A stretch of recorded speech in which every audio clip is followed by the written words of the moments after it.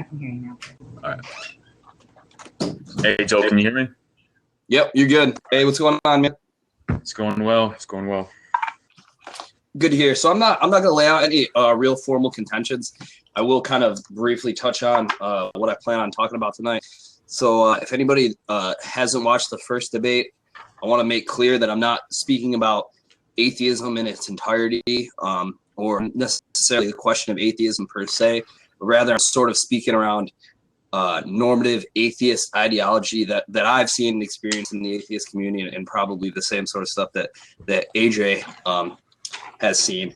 And I did want to expand it a little bit from my first debate. And basically, I guess I will lay out a formal contention. Basically, what I'm saying is nearly all things require faith, or at least all affirmative things require faith. And I did want to talk about faith on a spectrum. And I'll get into that a little bit later as the debate goes on. But that's just my brief overview, and I'll pass it over to you. Okay, yeah, that's cool. Because I think it's I mean, based on our common ground on the atheism thing, I don't think we need to even touch on the God debate, obviously, and so that's not really applicable here. But the faith concept, I guess, is we can still find some points of contention there. And I know you said you don't want to do an opening statement, so I know some people haven't listened to the part one. But I mean, if you want to, I guess, because I don't necessarily want to regurgitate too many of Mike's arguments, but I think it's going to be hard to not repeat some of them, just because it's kind of a narrow, it's a narrow range of what we're talking about. It's very specific, so some of it I think is going to be impossible to avoid going over again. But I'm going to try my best to create some original points and all that. So if I also don't want to make any assumptions based on what was said over there, because your responses from him might be different from some of the language that I use. So did you want to start with an opening statement? I just did, but I got one more thing.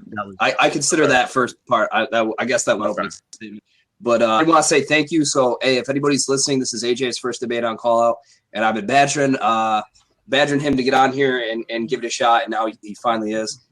So thank you for that. I forgot to throw that in there. But if you had something you wanted, something prepared or what have you that you wanted to go into, feel free. Yeah, I wrote down something that should take only about 60 seconds or so. But I figured we should just do the natural thing and definitions of terms and all that stuff, and what you consider faith and what you consider atheism and all that. But since we're going to go away with the atheism thing, you want to not go over that? Well, I guess what I should. I mean, that's the title of it, so it's right. So I was going off of that, but when I say atheism, I mean a specific sort of worldview that puts a high emphasis on empiricism, positivism, naturalism,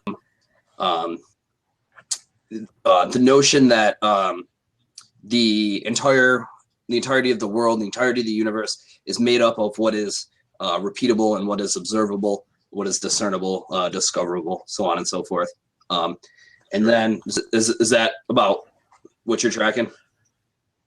Yeah, I mean, I was leaning more towards going towards the actually defending the not having faith in order to be an atheist concept. But I get what you're trying to say. I get that you're trying to steer it towards the what it takes to come to the conclusion that you are an atheist. Sure. Or sort of the normative beliefs around atheism. Sure. Well, I mean, let's just jump into it before we get too far into the timer. But just real quick, I'll just give, for people who are curious, my definition of atheism is the rejection of a claim that a god or deity exists, semicolon, or the lack of conviction in a god or deity. My definition of faith, I pulled up 3 just so we can compare and come to a common agreement on that. Google, which defines it as a complete trust in someone or something. Merriam-Webster has it as a firm belief, even in the absence of truth, or complete confidence. Dictionary.com has it as strong or unshakable belief in something, especially without proof or evidence. So like the common denominator there is complete trust and lack of evidence in which leads you to that trust. That it's a complete trust in something without evidence or proof for it. So that's are you cool with those definitions? Pretty much everything except for faith. So let me get. I want to talk a little bit about the concept of Atheism, which is it's an epistemological theory, kind of routed in just kind of exploring faith and what faith means. So faith being independent of reason. He talks about how they're hostile to each other and how faith is incompatible with truth. And I'm not really trying to go there. Basically, what I'm trying to say is everyone has beliefs, right? And when there is no way to be absolutely sure of a belief, but you still act upon it in such a way as if it is 100% factual, 100% true, that's where faith fills that void. And I would argue that everybody has faith to a certain extent. You have faith when you get up out of bed in the morning, right? You have faith when you get in your car and you drive on the interstate, and you have faith that all hell's not going to break loose. Now, I would call that justified faith, because you just kind of need a teeny tiny little bit, because you have a lot of really compelling reasons to believe that all hell is not going to break loose, that traffic light is going to function, but you don't absolutely know for sure. And that's why I wanted to get into this concept of the spectrum of faith. So kind of on one hand, one extreme end, you can talk about beliefs that are solely routed in faith, that there's no evidence for it whatsoever, and it's just sort of based upon subjective beliefs. And then on the other end, you have really, really, really good evidence, but there's still perhaps not a way to know absolutely sure of something. But I feel like it is still faith nonetheless, or at least at least there's no other word that I could think of to describe it. But I'll go ahead. It's back to you. Well, I disagree that there's no other word to describe it. And I think that you have to twist the definition of the word in order to make your claim true, or make what you're trying to make your argument based on true. You changed it into justified faith, but that's contradictory to what the word means. I mean, the faith itself is unjustified when you look at the actual definition of the word. So, I mean, unless you want to redefine these terms into something that no dictionary that I found was used as that definition. I mean, how are we even understanding what any words that we are understanding based on our own definitions for them? Then that's why I wanted to establish the definition of terms. But I would call. Okay, so I have a disagreement. I disagree with your point that you made that you require faith in all things, not all things, but in everyday life. I think that we derive our actions and our choices based on justified knowledge or justified reasoning. I wouldn't call it a leap of faith to trust that if I get in my car and I turn it on and I press the gas pedal, that it's going to go forward. That's arbitrary. I'm just kidding. Well, I'm sorry. Keep going. No, yeah. But it's as long as you have, you mentioned we use empiricism, or our atheism is derived from empiricism, or one of the reasons why we're atheists is because of empiricism. And obviously there's other ways of obtaining knowledge, rationalism, and you guys mentioned a priori, which doesn't really apply here, I don't think, but it might. I don't know, but I don't really buy your argument so far based on the fact that you have to redefine or twist the definition of faith to make it into an oxymoron in order for it to work. I think, in all honesty, I think a lot of it is more of a provocative title.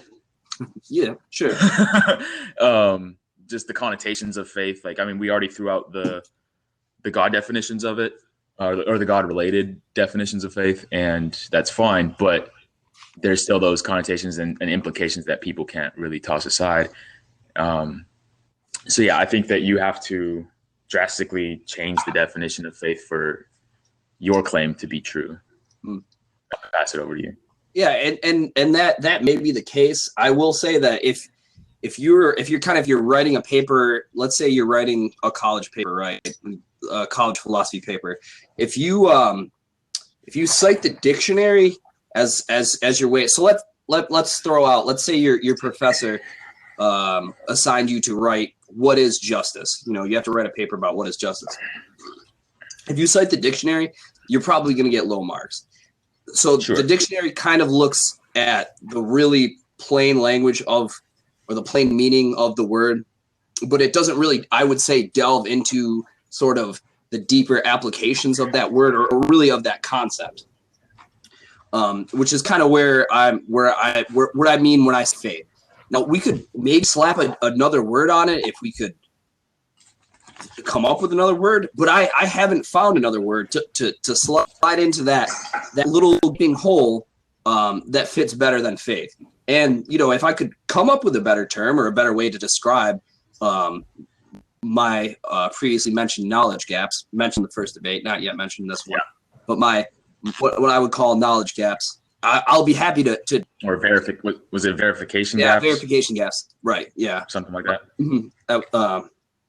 But let's actually we can look at the God question real fast. So would you consider yourself, you're familiar with the Dawkins scale, yeah?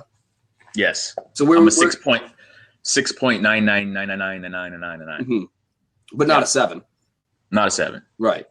I'm not a Gnostic atheist. Right.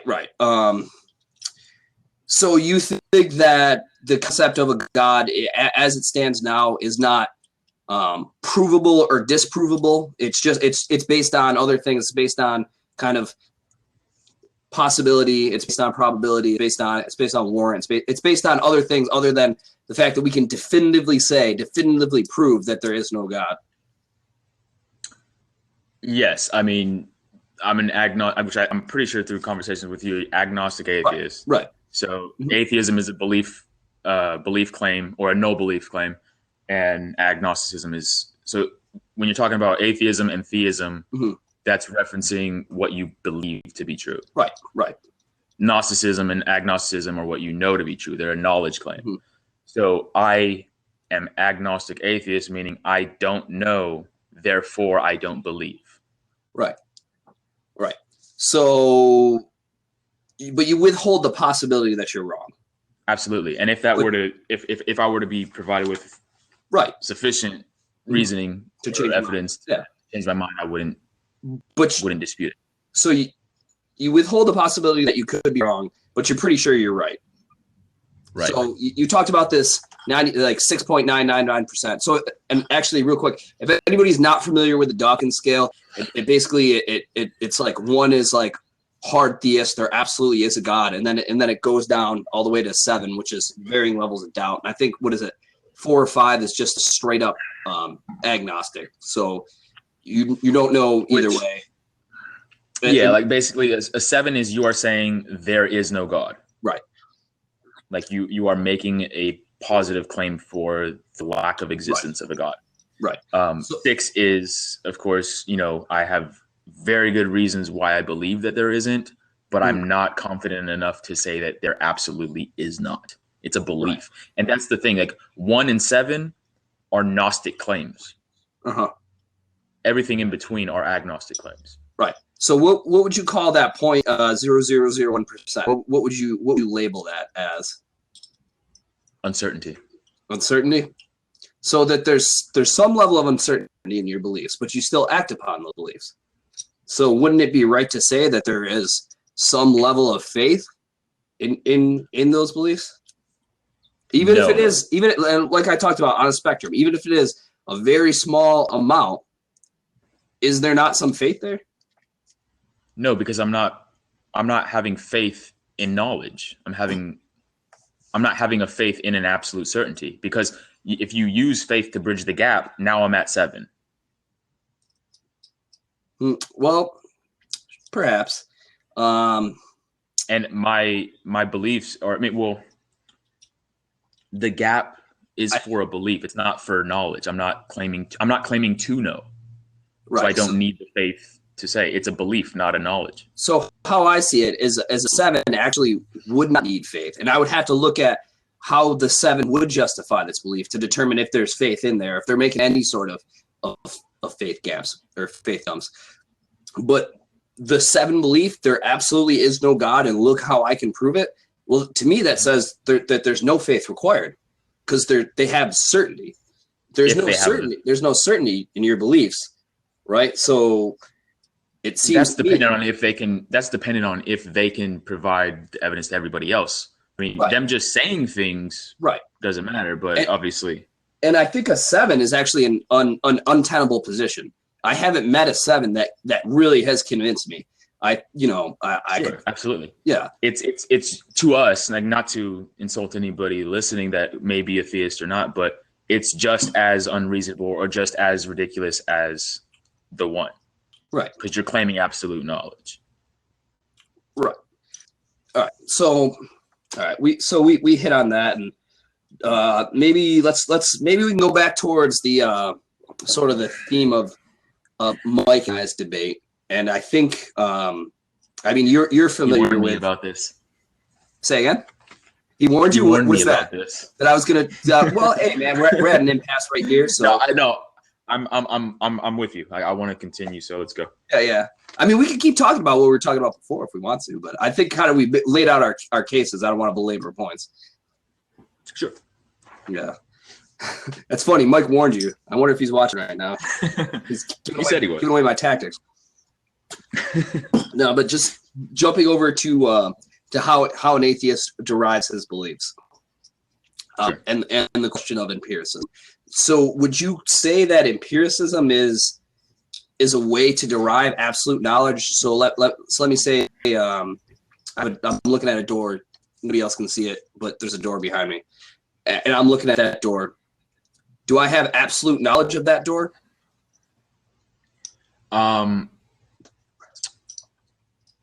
I would say that absolute knowledge, your version of reality,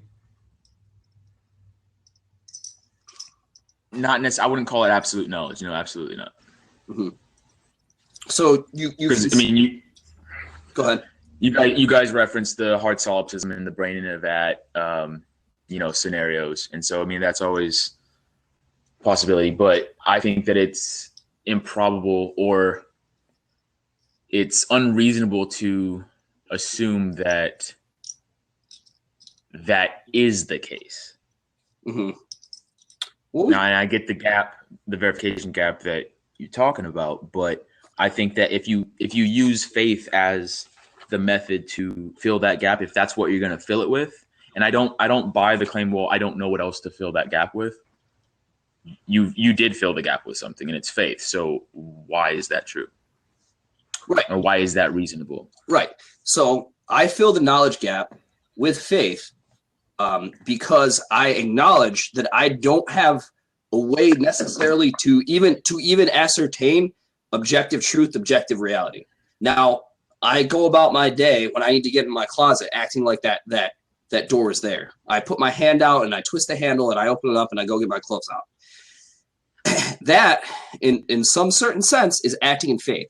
I don't have absolute truth. I don't have absolute knowledge of that door, but I act like that door is still there. And now let's compare that to what a theist does, right? A theist, and I hate to put words in their mouth, but in my opinion, a theist has no way to prove that God absolutely is true. His beliefs are based upon our beliefs, right? So it's based upon warrant, it's based upon probability. Probably a lot of people, it's based upon the fact that a God makes them feel good. Whatever. They have their worldview, and but they cannot prove a God, but they act as if a God is there. And that's what we call faith. So I'll go ahead and pass it back to you with that. Yeah, I get the fact that that's what they do, but I don't think that that's synonymous with, again, it kind of goes back to, it's not synonymous with the faith that you're talking about, in my opinion. I just, like we have to have faith in everything, and at some point you have to draw the line, and you have to say, at what point am I going to accept my senses as being a reasonable representation of reality, because we don't have anything else other than, I guess you could say, rationalism. But that rationalism derives from using our senses in other ways as well. So it's like, at what point do you draw a line and accept your, not necessarily accept it as absolute knowledge, but accept it as reliable? And the fact that we've never been able to have a case of anything, any occurrence, any situation where we haven't been able to use empiricism as a way to prove or disprove it. And I don't want to fall into the trap of saying, well, empiricism has never been disproven, but because that's kind of circular, and it's kind of making the same argument that a lot of theists make. But the difference is, I'm not making the claim that empiricism is what we use to derive or to obtain absolute knowledge. It's the method that we use to gain the best understanding of what reality is. Mm-hmm. And we use the only tools that we have to get there. So do you think empiricism can prove morality, for example? Ooh. Well, morality to me, and we've had this discussion, is subjective, and I think morality is ever changing. Whether or not there is an objective reality that we have, like, either not discovered or hasn't been, dare I say, like divinely, presented to us, is something that we can't know. But what we do know is that the morality that we have now is subjective. Mm-hmm. And so we can prove subjective morality through empiricism in a sense of what a specific culture views as moral, but whether or not that morality is true or not, or, I mean, what do you want to call it, true or not? Or do you want to call it good or bad? Or do you want to call it, like, what are we using empiricism to prove in regards to morality? Can we use empiricism to prove 2 squared by -2? I mean, it's been a while since I've taken a math class. What's the answer to that? It's an imaginary number. I haven't heard that analogy or whatever. So you square a number by a negative number, it becomes an imaginary number. I think it would. 2 by -2. Yeah, right. Okay, I just heard 2 by 2. I was like, well, yeah, I guess, but well, so it becomes an imaginary number. So it becomes an abstract. Sure, even numbers aren't necessarily. I don't want to stick to this claim, but I'm asking you, because I honestly don't. I haven't researched this at all, but aren't numbers, as far as in our head, abstract anyway, like numbers period? Right. That's the belief of a lot of people, that numbers onto themselves are abstract. So just because you had 2 like, I mean, I can bring you 2 pens. Right, but does that make them I can make it tangible. Right. But the 2 in my head, is that not abstract? Right. So this was kind of a tangent, but it was off of a point you made about how empiricism is sort of the best way, or I think you might have even said the only way.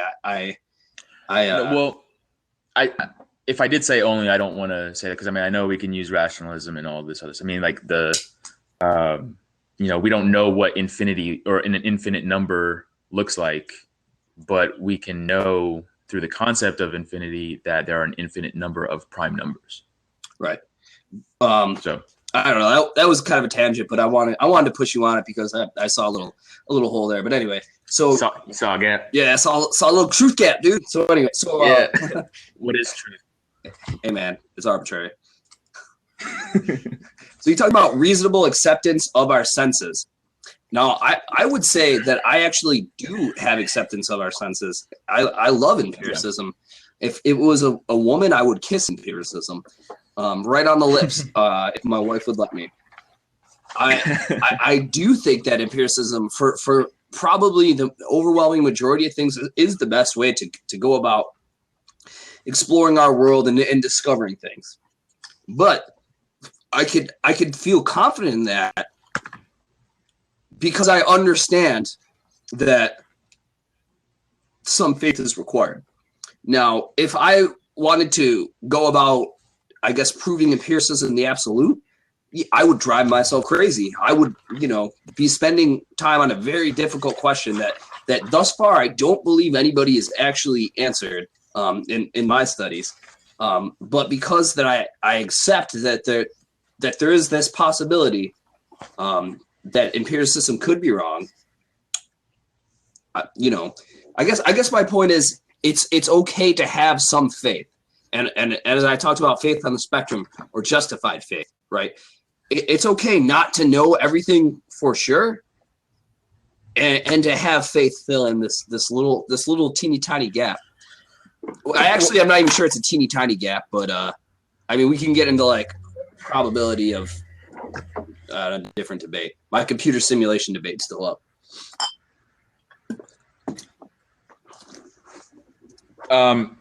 Yeah, I hate to be circular about it, but you say it's okay to have faith, and at what point do you say it's okay, like you don't know and all this? And that. I think that I don't know is an appropriate answer, and you don't have to fill the gap at all times.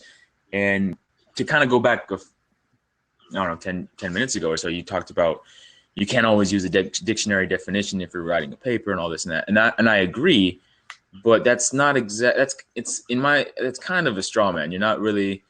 Like we're literally talking about a 3-word title here, and I get, like, if I were writing a paper on it, I would cover all the different topics. But as far as we keep going back to the word and to saying faith, I don't know how else to define, because like you're not just adding some things here and there, you're flipping it upside down, because it's not. It just. You're kind of making it the opposite of what it actually means. You're using it as a way to fill a gap that doesn't need to be filled by anything yet. Or maybe there is another thing that could fill that gap, but it's not faith, and we haven't conceptualized what that is.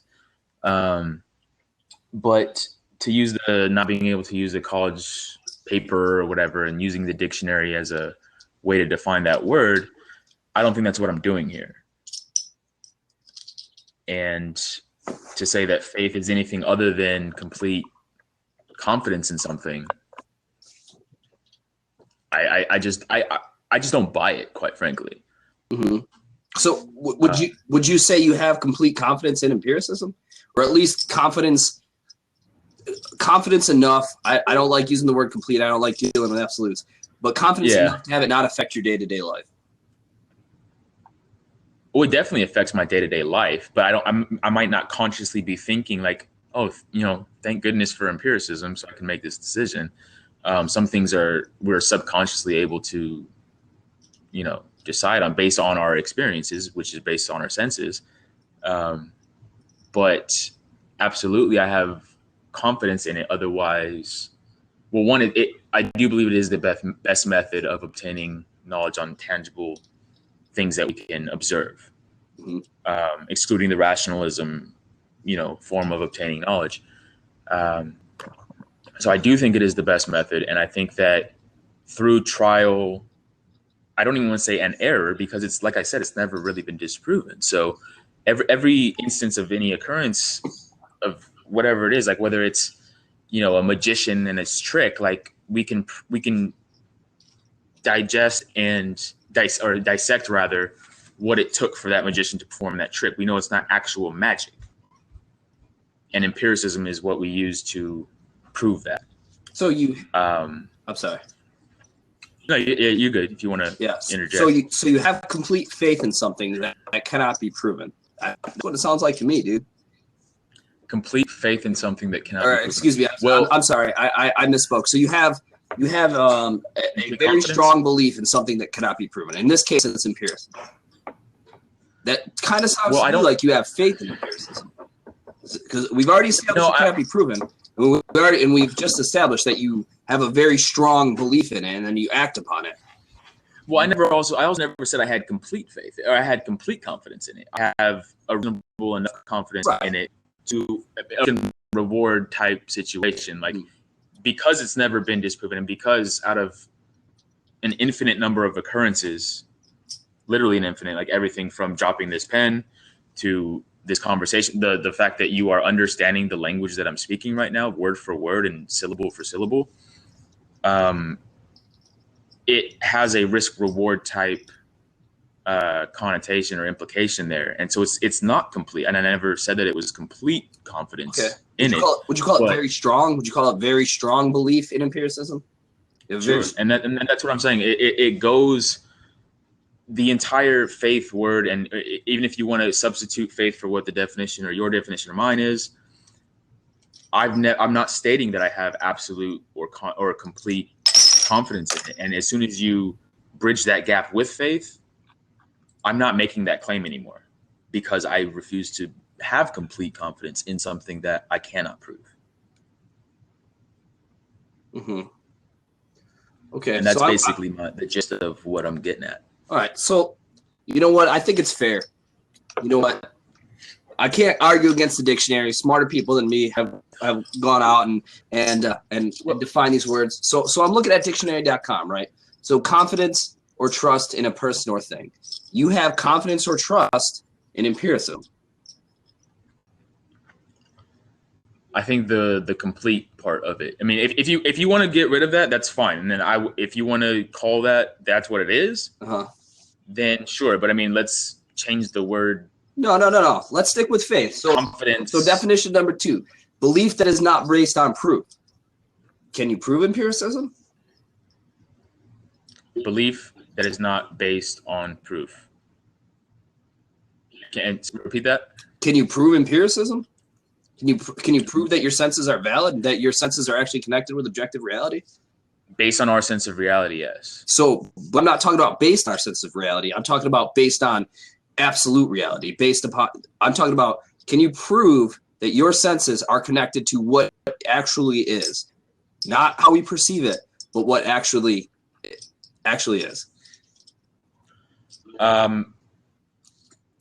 That goes back to is it like the brain of that as hard solipsism stuff. It's like if you want to agree that's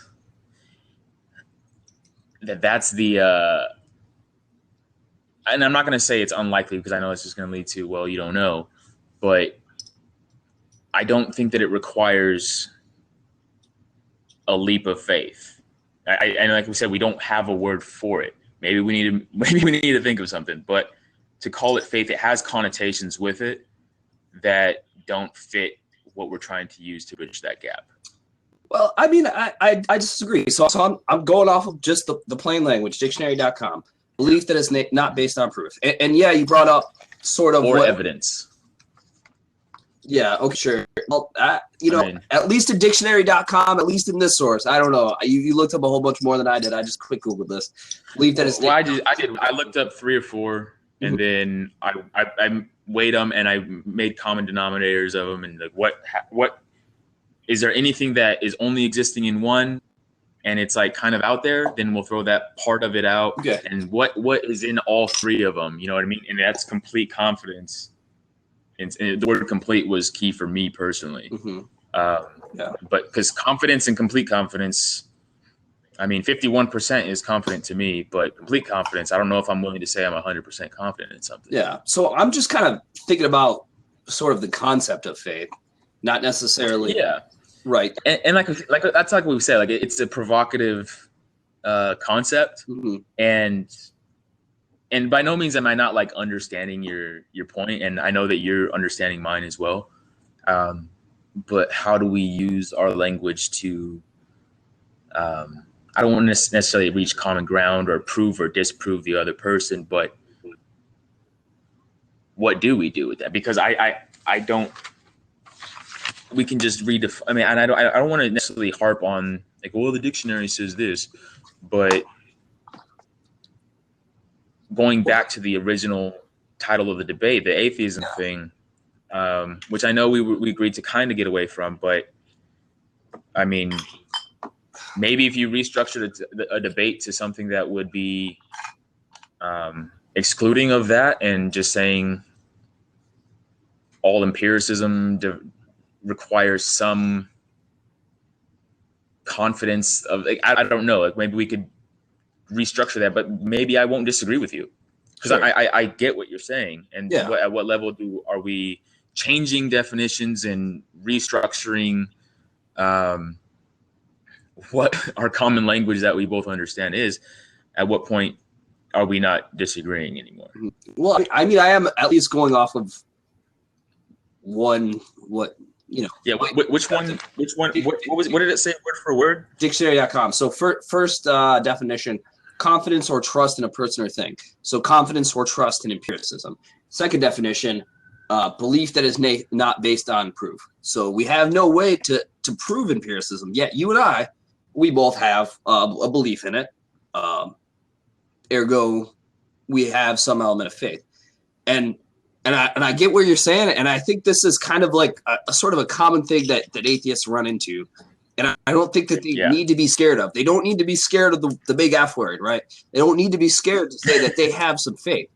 Because I would say our faith is more justified. Our faith is smaller, right? Justified. Yeah. So, and you talked about leaps of faith. So imagine it as a jump, right? So imagine there's like huge jumps, and then there's like teeny tiny little jumps. So we're making a jump that theistic faith, right? Sure, yeah. So we're making the jump that what is apparent to us is true. To me, at least for the purposes of this debate, that's a teeny tiny little guy jump, right? My 2-year-old can make that jump. Versus some other claims that might be a freaking huge jump, but there's still a jump there. There's still a bit of doubt there, right? There's still something that's unproven. Well, how do we get to this other place? It's through this leap, or what I would call the big F word, faith. Yeah, and I'd be willing to concede that in the way that you put it, but it goes back to, okay, even if we, because you said that it says complete confidence or confidence in something without proof, right? And that the definition didn't have the word or evidence, and that's fine. But even if I am willing to concede that is the definition that we're going to roll with,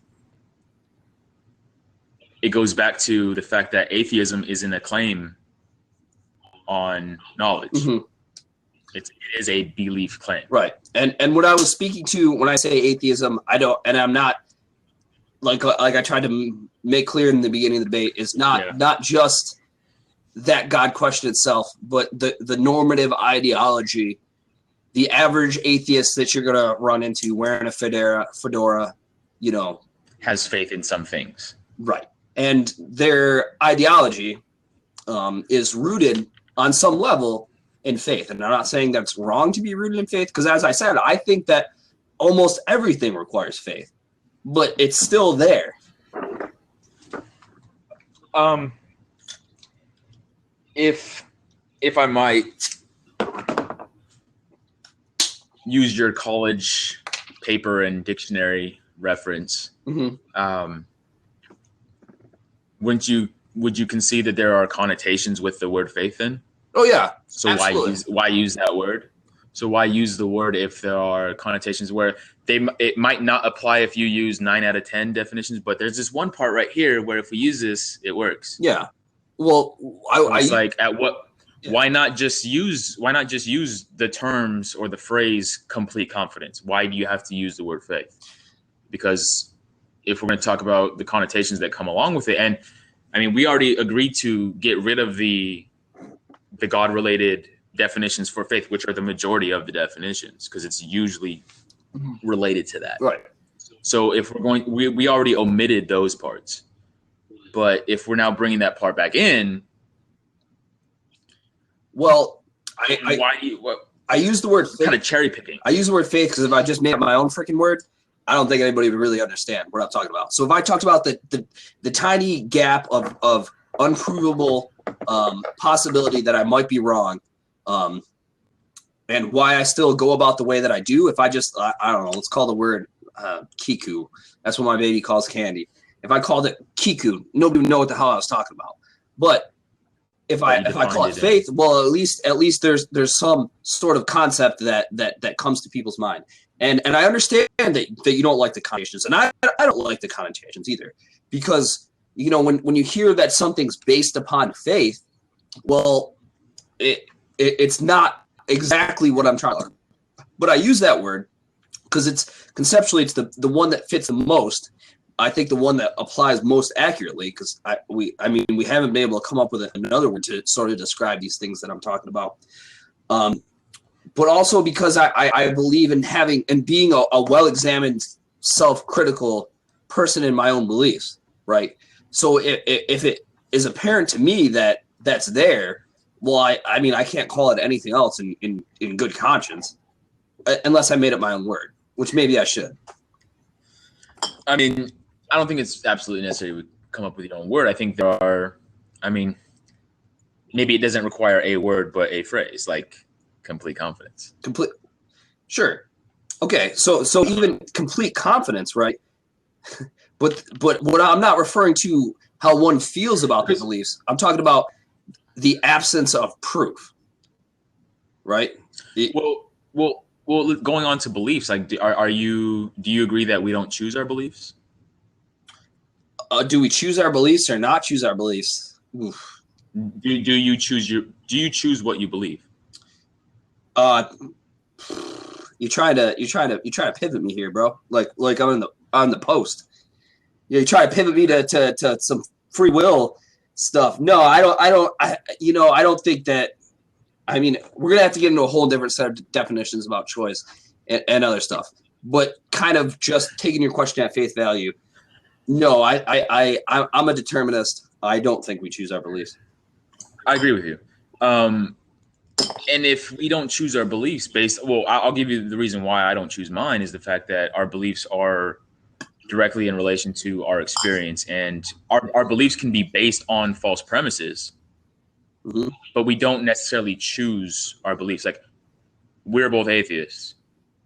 A choice. I mean, I know you're big on free will, but a choice is, I don't need to define choice. Can you just choose to be a theist now? Because it should be open. No, a choice should be open. It's A or B. Choose to be a theist. I can. It's based on your ability to reason and justify your belief. Like, whether or not you say your belief. I mean, I can say I believe in God. That's just a statement. It's not a belief. And I think that, if you really want to get into it, how do you your faith thing? We can go down into language. Like, I think I might have said something about it before, but how do you know anything about what I'm saying? Like, why do you trust the words that, like, how do you know the conceptualized, like, the audibles that I'm like, the audio waves that I'm sending through this microphone to your computer? How do you trust that that's the point I'm trying to get across? Faith. At what point? I disagree. I think there's a vastly compelling reason why we understand things. Right. And yes, that is empiricism, but I don't think that it requires a absolute or complete confidence in the fact that, or I don't think there's any compelling evidence against why empiricism is false. I'm not necessarily saying it's false. I'm saying that there is verification gaps. There is at least a lack of absolute proof. And I'm not saying it's false. I'm just making that claim. But we got 1 minute left. Real fast, I want to say, did you enjoy the debate? Absolutely, yeah. I got another one coming up. It's actually going to be the God debate with a gentleman. I forget his name. He's actually his dad's stationed here. I don't know, but hopefully that'll be a little bit more argumentative, to be honest with you, because we already know that we agree on. Yeah. I've briefly touched on what your definitions on your beliefs are, and we're pretty much in line. Yeah. I just don't like that F word, man. I don't like it. I understand. Hey, well, I'm glad you enjoyed it, and I can't wait to see you take on the big one, the old God question. That's gonna be good. But yeah. Hey, thank you, anybody that watched, and Yeah, thank you for watching, everybody. Yeah, leave your comments what you think below.